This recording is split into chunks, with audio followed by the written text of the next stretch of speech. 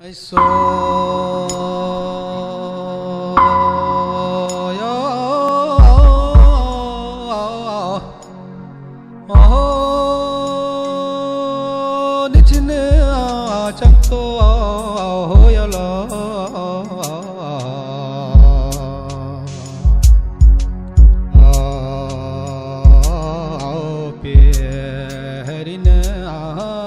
in a remote, barely accessible corner of India's northeastern extreme lies the historically important town of Tawang. The headquarter of the Tawang district in the state of Arunachal Pradesh, it is located in close proximity to the Indo-Tibetan and Indo-Bhutanese borders.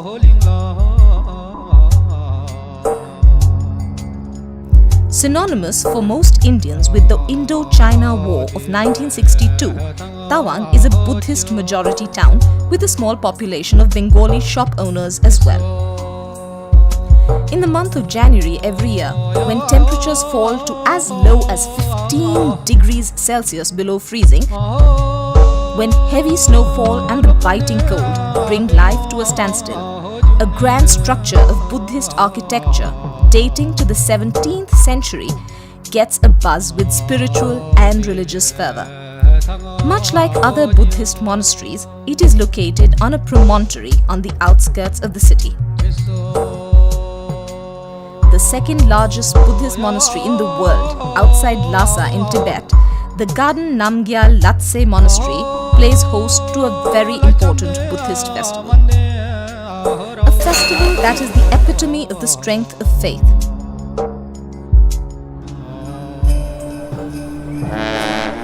It is the time of the Torgya Festival.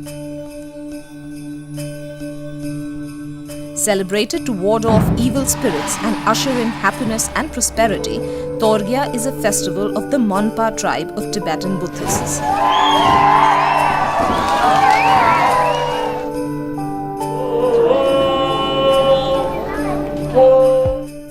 In the bitter sub-zero temperatures of India's land of the rising sun, Torgya beats even the sun to its rise.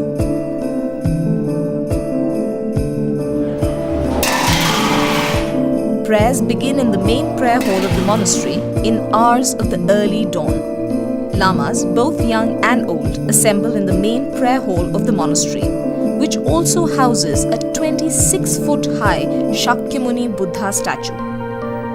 Under the aegis of the Khenpo or the abbot of the monastery, the lamas recite prayers and religious texts. The abbot is the most important religious leader of the monastery and of the region.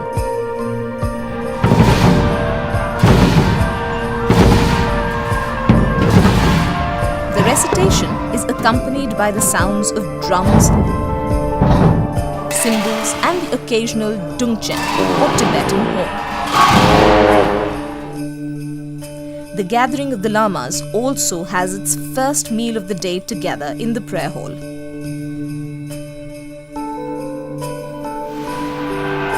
While prayers go on in the prayer hall, the courtyard acts as the venue for the monastic dances or cham, each of which has a meaning and message behind it.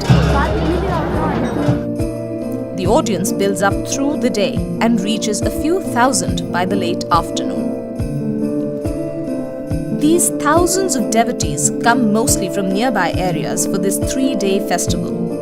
Such is the charm of the festival that people from neighboring areas of Bhutan walk past the border to Tawang to witness the celebrations and seek blessings.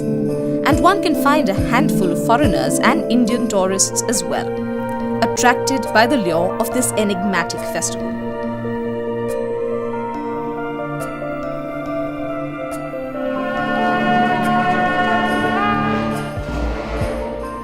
So unique is the nature and form of the monastic dances that they do not quite fit the definition of any typical dance form.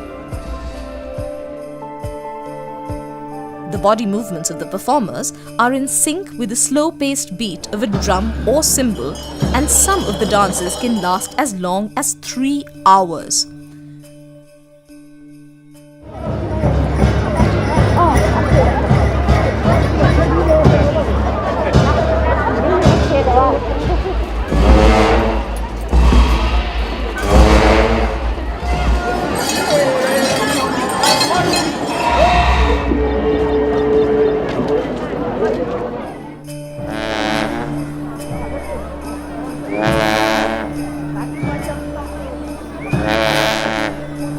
Dancers in each of the dances wear masks and use props which may depict anything from deities to animals to birds or even angels.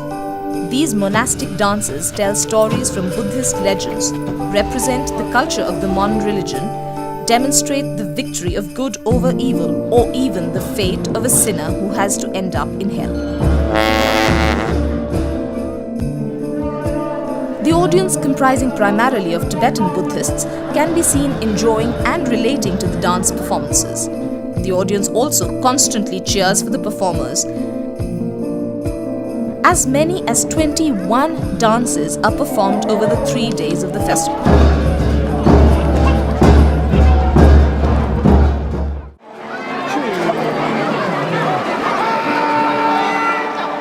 Towards the end of the first day of the festival, lamas take out the procession of the torma from the prayer hall of the monastery. The torma is an effigy representing all sins and evils. Devotees accompany this procession along with the escorting lamas to the mechang amid sounds of drums, cymbals and dungchens. The mechang is a mound of dry bamboo leaves in the shape of a temple. When the mechang begins to burn, the abbot, assisted by the other senior lamas of the monastery, puts the torma to flames. This signifies the destruction of all evil spirits.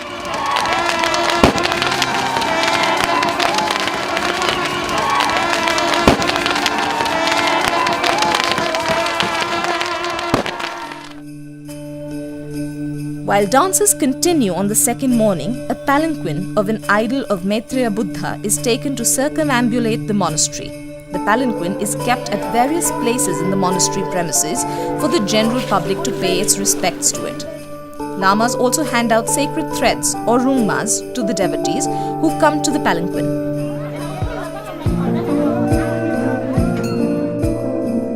On this day, a huge painting or thanka on a cloth background is unfurled from the balcony of the main prayer hall.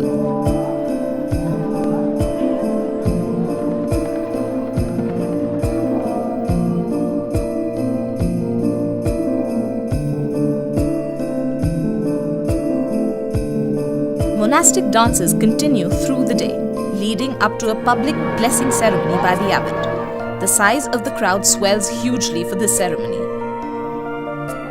The blessing, which is called Wang, involves the abbot touching the head of and sprinkling holy water on each devotee. Parents make a great effort to get their newborn babies blessed, some even handing them to police personnel or other devotees to be taken to the abbot.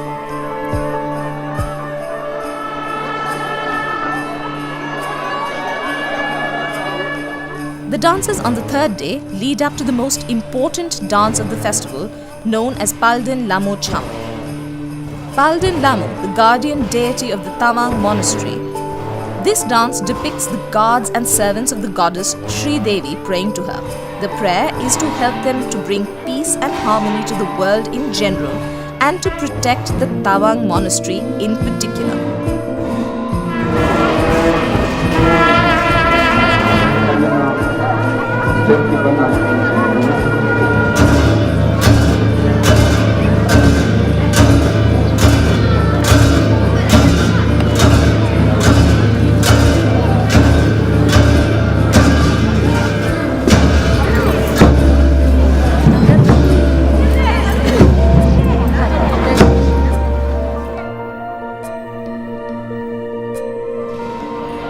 Every third year, the Torgya Festival is celebrated on a much grander scale and takes the name Dungyur. The celebration of 2016 was such a celebration.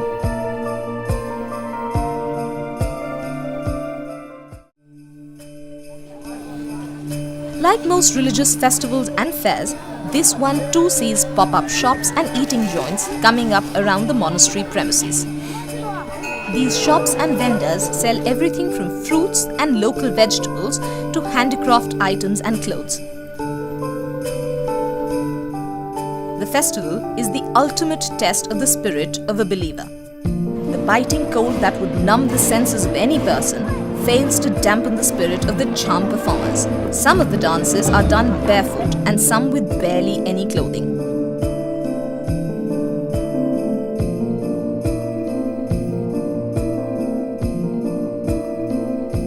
Even the audience, which packs into the monastery premises, remains undeterred even as the freezing winds and snowfall engulf Tawang in bone-chilling cold.